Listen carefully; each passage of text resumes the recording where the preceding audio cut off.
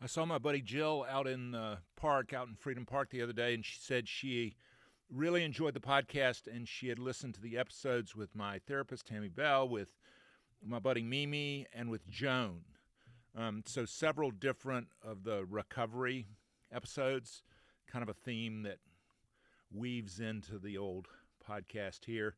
That means so much to me. I mean, that means so much to me that people get something out of the podcast. Tell a friend if you feel the same way, and also, reviews. A lot of times we live and die by the reviews. I would love it if you haven't given a review to give a review to the podcast. I am so grateful to you just for listening. I think there's a lot in it for all of us, for the women who are interviewed, for me, and also for you. Hopefully for you, you get a lot of benefit, especially out of today's episode. Here 'tis. We all have stuff that we're dealing with, and who are we to judge people and whatever? So when we start treating people like less than human beings, this is when we're going to have some trouble. What is the sound of one man listening? This is Man Listening, a fresh podcast featuring the stories of strong women who bounce back. Man Listening, because every woman deserves to be heard. Hey there, I'm Stuart Watson. Welcome to Man Listening. This morning, this afternoon, wherever you are, Tara Brown. Tara Brown is a wonderful comic, but she's had a rich life in public relations and sports. Funny. But we talk serious. We talk about her faith and how she was called upon to really use that faith when the rubber met the road, when her mother was shot in New York City. She grew up in Brooklyn and the Bronx, and now she's been called the Godmother of QC Comedy right here in the QC. And she's not the queen bee, she's the godmother. She's really encouraging and nurturing in a profession, an artistic enterprise where a lot of people are cutthroat and insecure, and she is just she calls it family-friendly comedy, which is another way. It's another way, just like kind of her own area. I've talked too much. Tara Brown. Where were you born? Brooklyn, New York, my beloved Brooklyn. Hospital or home? Hospital, Cumberland Hospital, which no longer exists, which has been a problem for me because I can't get a hold of my birth certificate. That's a whole other podcast show. You can't find it? Like the city of New York has lost your birth certificate? Let's get into this. Could it be that you were like Immaculate Conception? No, let me tell you what happened. Okay, I want to hear it. On my birth certificate, some nurse got fancy with my name, and as opposed to spelling it T-A-R-A, she spelled it T-A-R-R-A. My poor mom, because she had just given birth, she didn't have time to figure out that it was wrong. So I've been going through all these years trying to get a birth certificate. I had it at one time, but the state of New York, every time I try to get it online, the state of New York is like, we don't recognize this person. I'm like, of course you don't, because that's not me. And Cumberland Hospital doesn't exist anymore, so this has been a thing. So I wish Cumberland Hospital actually still existed. Well, does this mean you can't tour Europe or something? I will find a way. Do you have a passport? I had a passport, and then again, silly me, let it expire, forgetting that I had issues with my birth certificate. So I need some help with that. So I'm going to figure it out. Do you know who your member of Congress is? Is it Alma Adams? I think it is. It is her. Okay. They have constituent services. They will help. See, I did this. Yes, thank you. I did this. This is what I did. I came here to talk about one thing, and the problem solver. The problem solver. So all you do is you pick up the phone.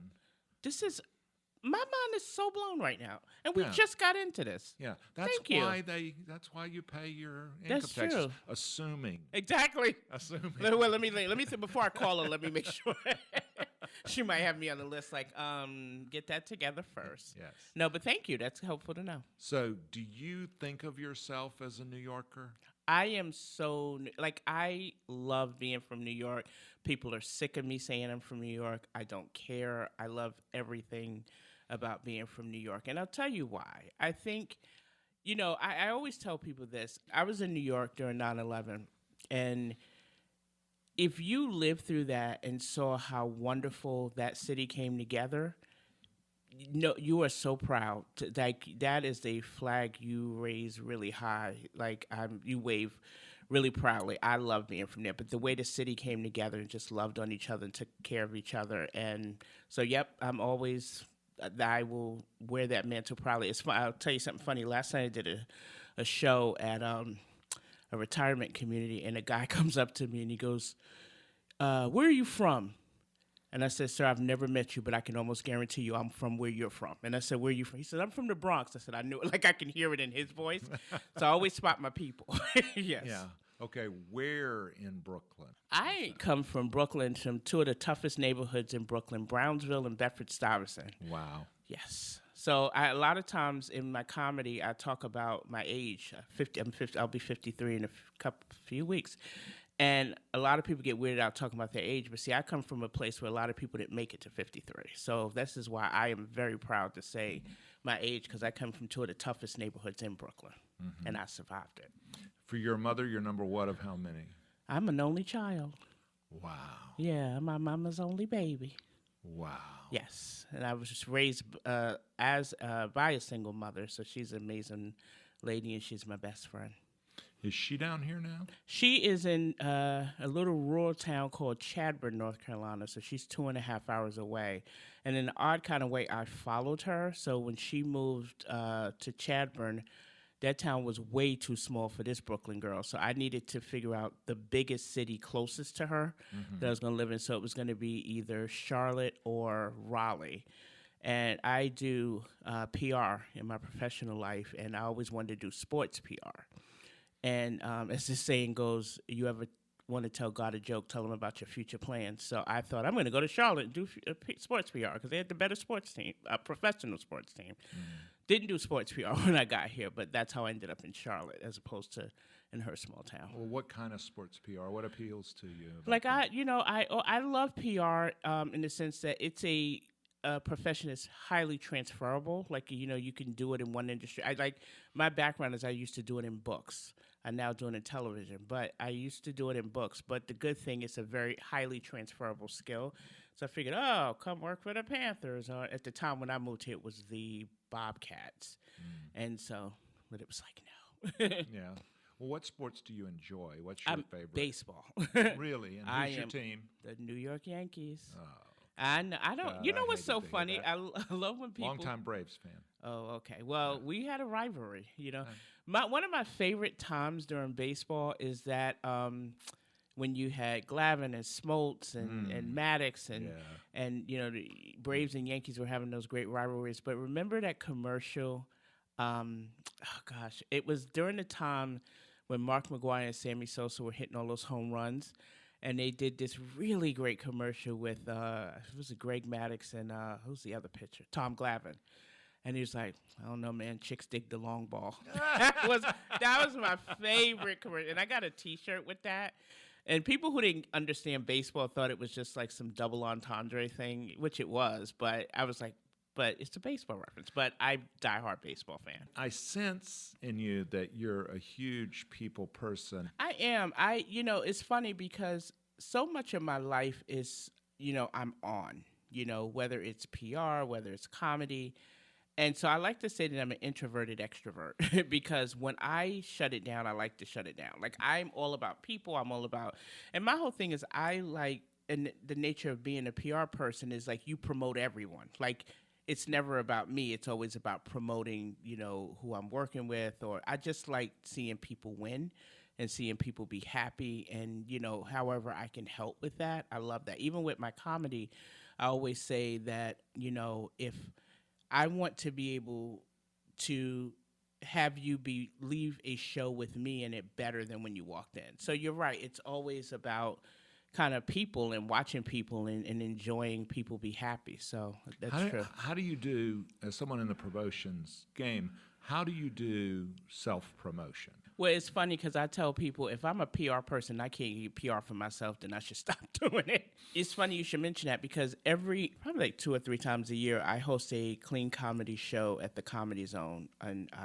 Charlotte, and it's the only completely family friendly show. And so I try to get a lot of press around it to get people to come out. And thankfully, I've been very successful doing that. So, I don't think I have any type of secret weapon. I just think I need to know what to tap into,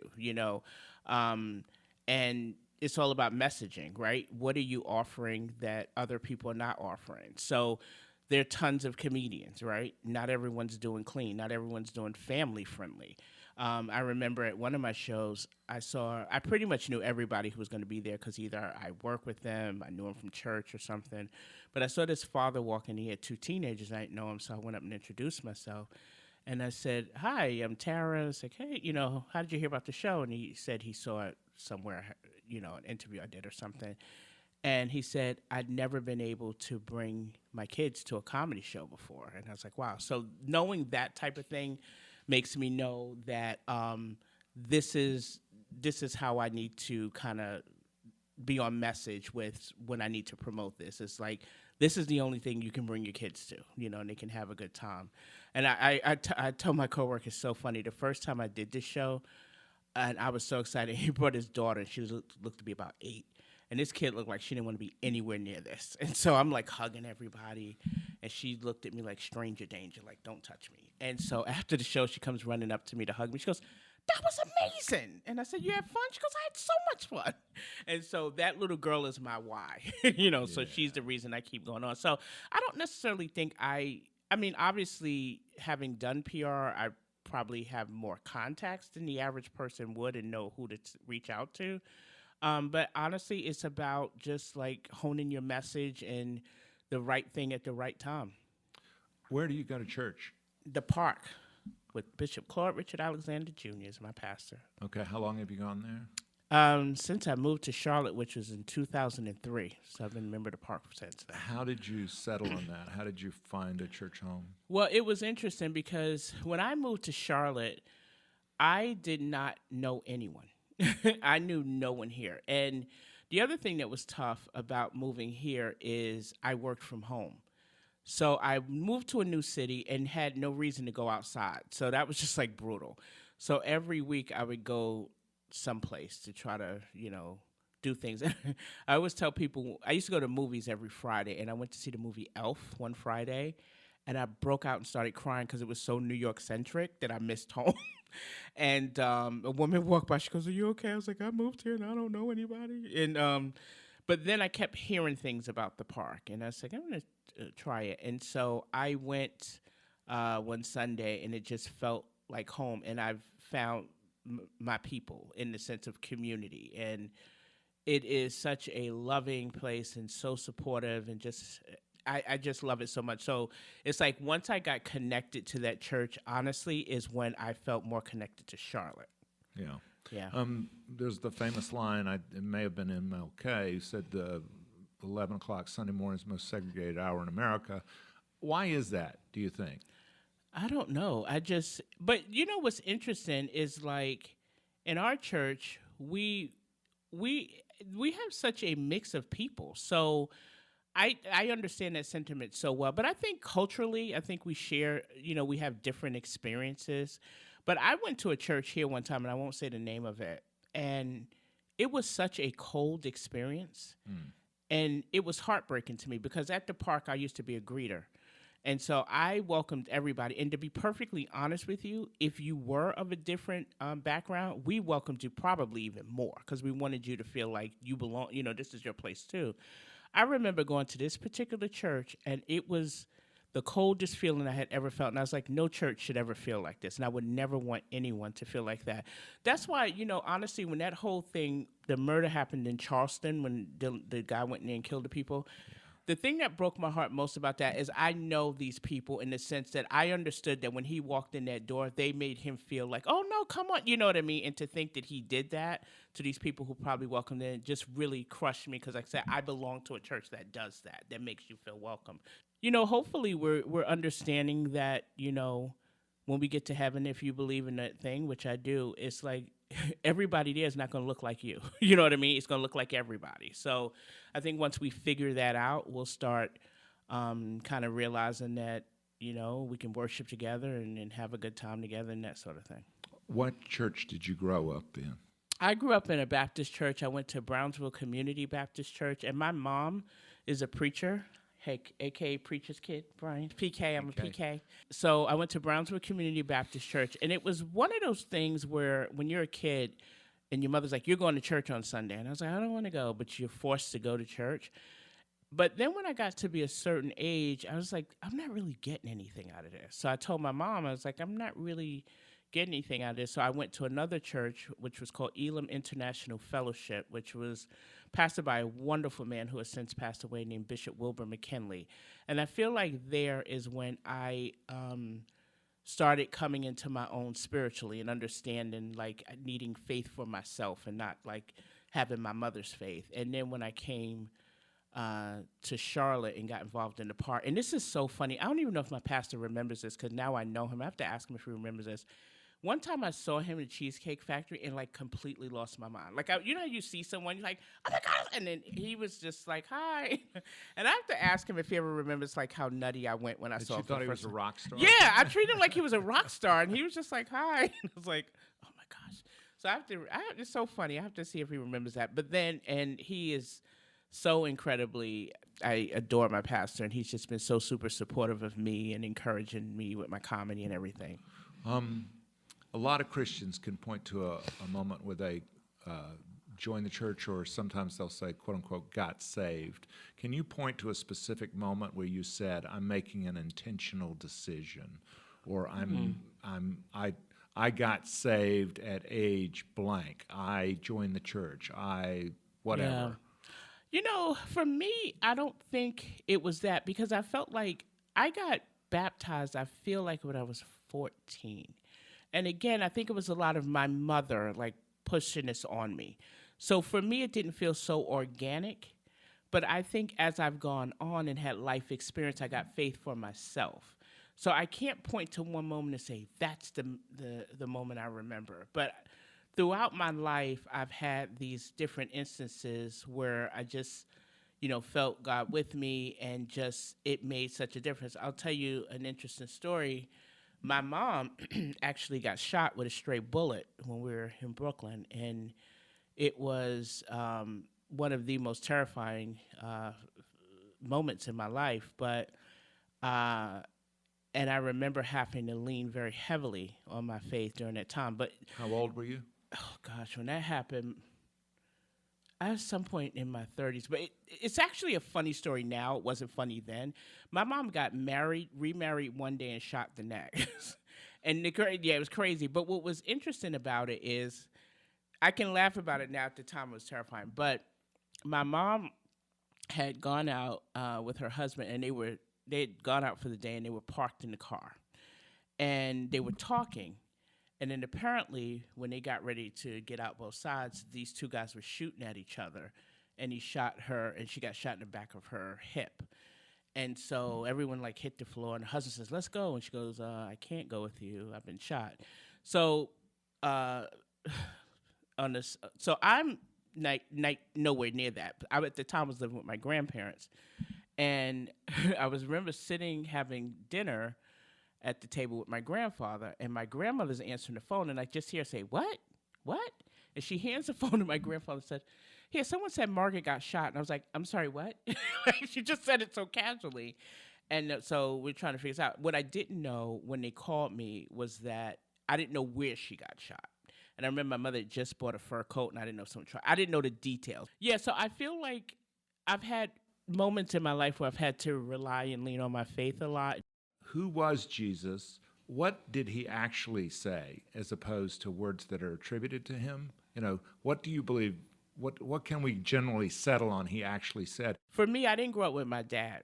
And so what Jesus has always represented for me was that father figure who always took care of me, and took care of me in times when I didn't even realize I needed to be taken care of. Like when you pack up and move to a city and you don't know anybody here, different things like that. So it's like, if I saw him, there would probably be something in me that would be a little intimidated because of this just like person who just means so much to me. But I would like to think that this is someone who I can run up to and hug and just like, thanks for that, and that sort of thing. Approachable. Yeah, I feel like he would be approachable. Not intimidating. No, I don't. Yeah, I think I would be intimidated, but I think he would be approachable because honestly, for me, he always has been. And so for me, he's someone who I rely on for Like, I don't want to tell you this because you're going to be mad. Exactly. But I just feel like I rely on him so much. I will tell you this. My grandfather, who I referenced earlier, I was extremely close to. Like, when not growing up with my dad, my grandfather was just whereas, I always say he was my father on earth, whereas God is my father in heaven. But my grandfather was just my end-all, be-all. And my grandfather got non-Hodgkin's lymphoma, and that was just devastating to me, and everyone was worried about how I was going to do it because they know we were super close. Because the thing that was funny with my grandfather is I was his oldest grandchild, and he didn't have any grandsons. So, like, he would try to get me to watch college sports, and I hated college sports. And he goes, you're never going to appreciate him in the pros if you never watched him in college. And I was like, I don't know about that. But I remember on a final day of his life, September 4th, 1999, and he was in Duke Hospital, and I stayed with him. And there was nothing. Now, it's funny, hindsight being 2020, of course, college sports are on Saturday. I didn't realize that at the time, so I looked over at him in the bed, and I was like, well, you got your wish. I have to watch college sports all day. And so I remember having the opportunity to kind of talk to him, and I remember saying to him, thank you for everything you did for me. And at this point, the cancer was just, he was present, but, not really talking. And I remember him trying to mouth the words to me, you're welcome. And so I got to be with him when he took his final breath. And to me, it was one of the hardest but yet most beautiful things that has ever happened to me in my life. And that, to me, I thank God for giving me that gift because he knew that's what I needed. And it was just me and him, as it always was. Because my mother said when I was a kid, my mom and I used to live with my grandparents, and she said the craziest thing about you, she goes, you would never go to sleep until he came home. She goes, and then you would crawl in the bed and go right to sleep. So it just always felt like that God had given me that gift to have the last voice, this person who I love more than anything here. That's the kind of stuff I can't put into words about what God means to me, Mm-hmm. What are you most grateful for? That's a really good question. Sounds like family. Yeah, I'm those grateful. Connections. I mean, you have such strong. I'm grateful for my mom. I'm grateful, like I said, my grandfather was just everything to me. I'm grateful for my mom teaching me about faith and for having it for myself, and and just knowing that she's super supportive of me. My mom and I, like I said, she's my best friend, and I think I'm probably most grateful for her and the things she's instilled in me, and to treat people with respect and to be kind to people and that sort of thing. And again, and I'm grateful for community, because the thing too, when you're an only child, people take you into themselves. Like, I talked about growing up in two of the roughest neighborhoods in Brooklyn, but let me tell you something. It never felt unsafe to me because I grew up in community. I grew up during a time where you could stay outside as long as Miss So-and-so was outside. When she goes upstairs, you come upstairs. And then if you did something wrong, she got to discipline you, and then your mother disciplined you. So I grew up with community. I grew up with a lot of people who looked out for me. I grew up next door to this family called the Robinsons, who I'm still close to this day. And so I love community. When I moved to Charlotte, and like I said, I got connected to my church and a life group. I belong to a life group of women who are just so amazing and who love on me and support me and pray for me and just make sure I'm okay. I tell the story, it's so funny. I call them like the mafia because they show up. Like, even when you don't want them to show up, they show up. And I remember one time my blood sugar shot through the roof and I wasn't feeling well. So I called the head of our life group. I said, look, I'm going to go to the emergency room, but I'm okay.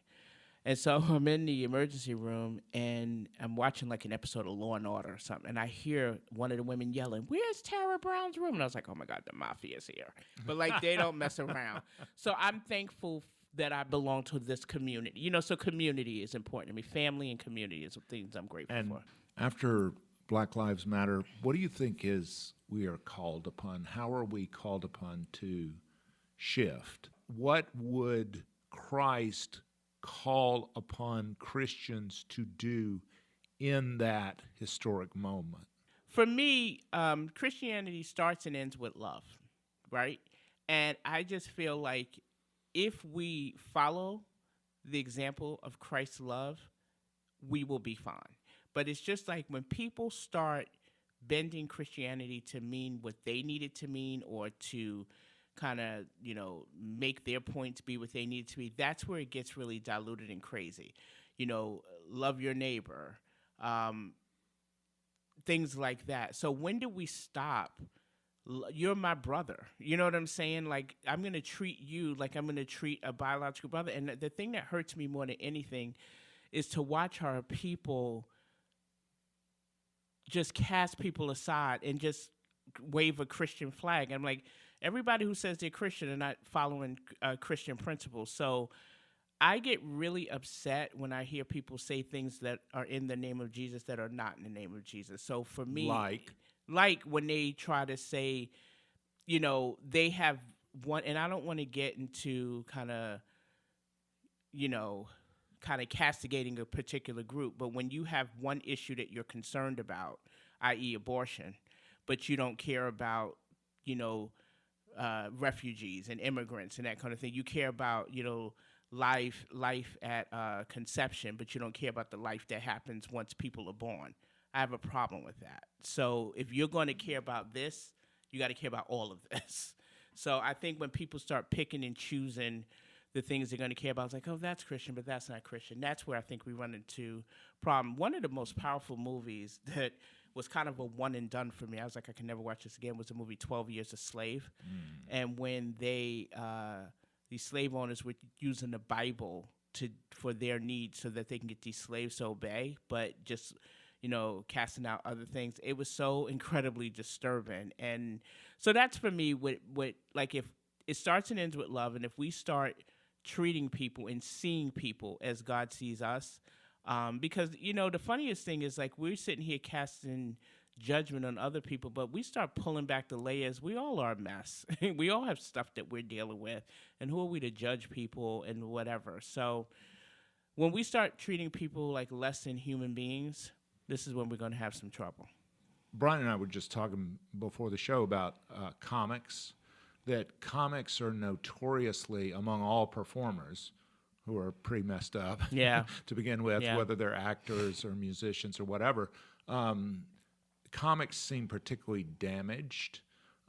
You seem particularly together as a comic. I know that the family-friendly portion and the clean portion probably come out of your core ethics and beliefs. How are you able to be funny when you're not coming out of some sort of terribly damaged or broken place? Well, I wouldn't say that I'm not damaged or broken. I might not be damaged and broken in one area, but I could be another. Listen, I told you I didn't grow up with my dad, so there are feelings I deal with abandonment. Even at my age now, there's a feeling you feel like you can feel unwanted, or when even in romantic relationships, or even in friend relationships, when people leave, you feel like, what was it about me? Like, so I wouldn't say that I'm not damaged. I'm probably just not damaged in a way that other people are. I struggle with my weight. So it's just like,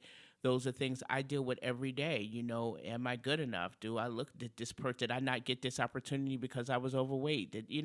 So I wouldn't say that I'm not damaged. I think you have to forge ahead, because this is who I am in this moment. And what am I going to do? I don't like, everything about who I am, but I'm not going to also stop living. You know what I mean? And then personally, there are things about myself I wish were better. I don't have a high tolerance for foolishness. I get, my patience gets short. I can be quick tempered. So I think we all have our stuff. It's just how we deal with it. So I wouldn't say that I'm not damaged or broken. I'm just what you see. Well, that means I'm doing a good job. So you don't see it so much. That's good. Yeah, and also comics, I've seen there's this kind of jealousy.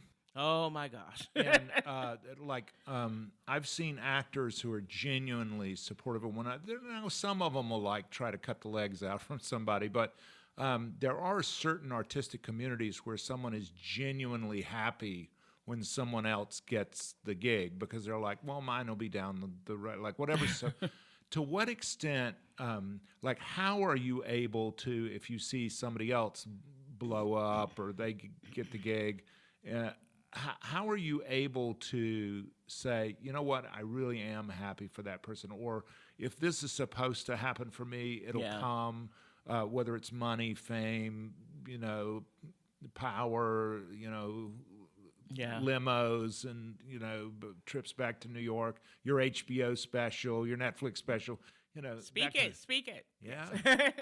Well, I mean, I can certainly see it. Oh, thank you. It's tough. I'm not going to lie to you. Comedy is definitely, it's a competitive sport. And, but what you have to play the long game with comedy. There's just, if you're going to be in this thing, it has to be for the long haul. And what you come to realize is that things are very cyclical. And I remember when I first started out and there were people getting opportunities that I wasn't getting. And I was like, is my phone working? Like, why are people not calling me? And, and I stayed the course, and now I'm thankful that things are happening for me. One of the greatest things I had happen last year is I got to open up at Belk Theater, which was amazing. But it's staying the course. And so I feel like if you're doing what you're supposed to be doing,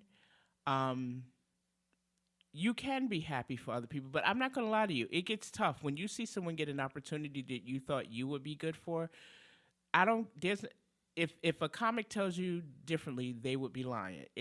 For even half a second, you're like, and you're like, okay, But I try to be happy for folks. I think for me too, it probably is a bit easier for a couple of reasons. I'm a woman of a certain age doing comedy, so I'm going to have opportunities that other people get, and I might not be right for other opportunities, and that's okay too. I remember when I first started doing comedy, I did an open mic in Atlanta.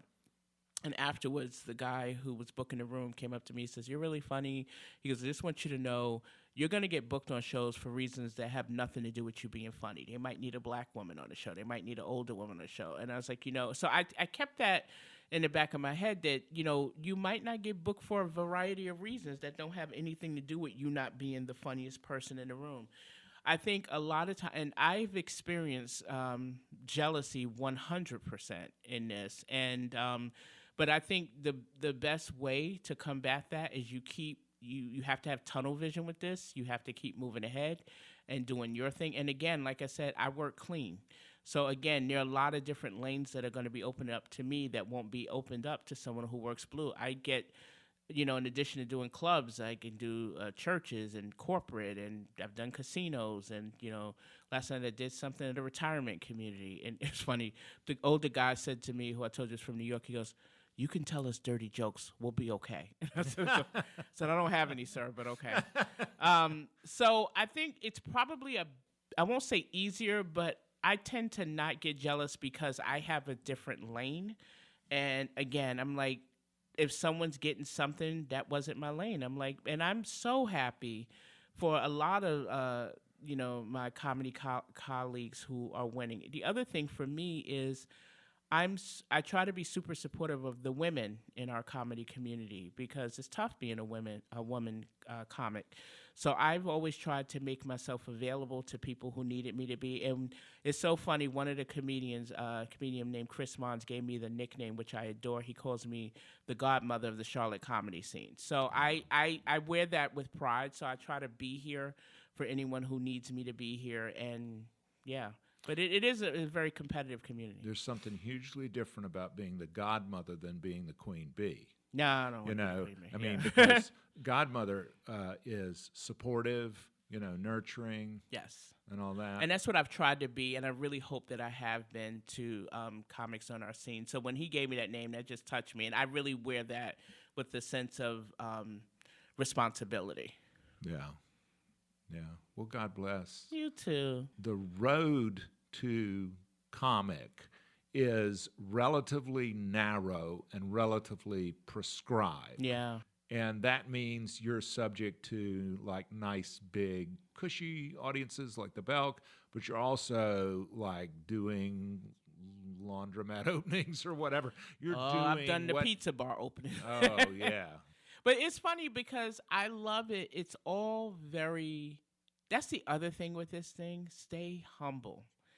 If I can tell, when I first started out, I'm going on 8 years in May doing this, and I'm still honestly a baby in certain regards doing comedy. But when I first started out, I tried to learn a lot. I didn't think that I was, worthy of this just yet. And now it's funny, these new crop of comedians I see coming up, there's a sense of entitlement that I wouldn't have dreamed of having. And I remind people all the time, stay humble with this thing, because like I said, it's cyclical. You can be riding high 1 minute, and I've seen people who I started out with who are not doing it anymore for a variety of reasons, but you stay humble, because when I see the two words that kill me when I see people say it that bug me, it's like, I killed. Like, you did well. Relax. I killed. And how often do people go, wow, that was a great audience? Like, they were very giving, or they were my people, or I seemed like I was in tune with this audience, or I wasn't in tune with another audience. Like, how often do people go, you've really been a great audience? Yeah. Like this is because of you that this worked out so well. Well, you're taught in comedy that the audience it's never the audience, and I don't know if I necessarily agree with that anymore. But you some audiences are going to be better than others. For me, when I get the opportunity to play a 55-plus community, those are my people.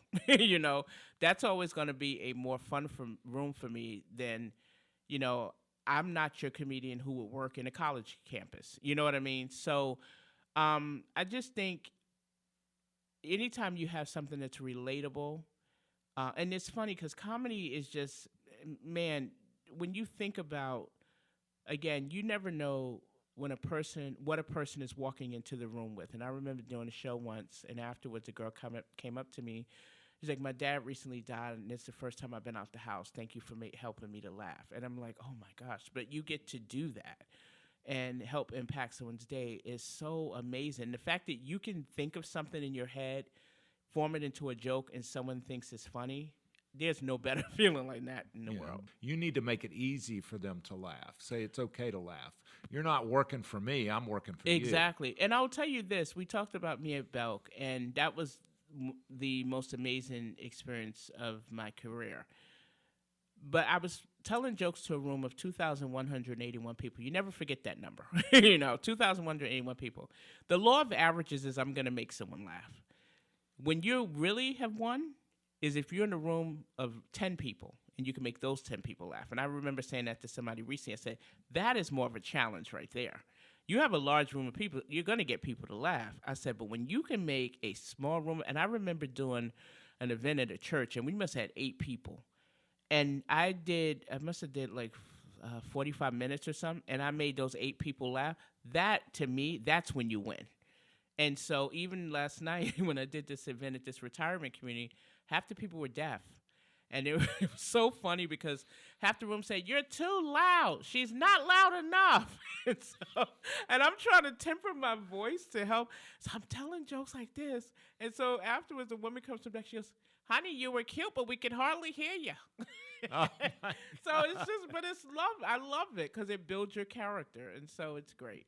If we get struck by lightning right now, and the only thing that survives is this little piece of digital audio, what is your legacy?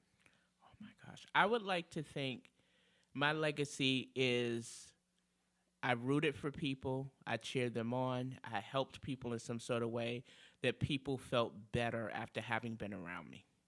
I feel better. Oh, thank you, Stuart. I feel better. Thanks for having me. Tara Brown, thank you for doing this. Thank you. You can see Tara Brown at the Comedy Zone and popping up at clubs around the country, around the Southeast. And I just wish her nothing but the best.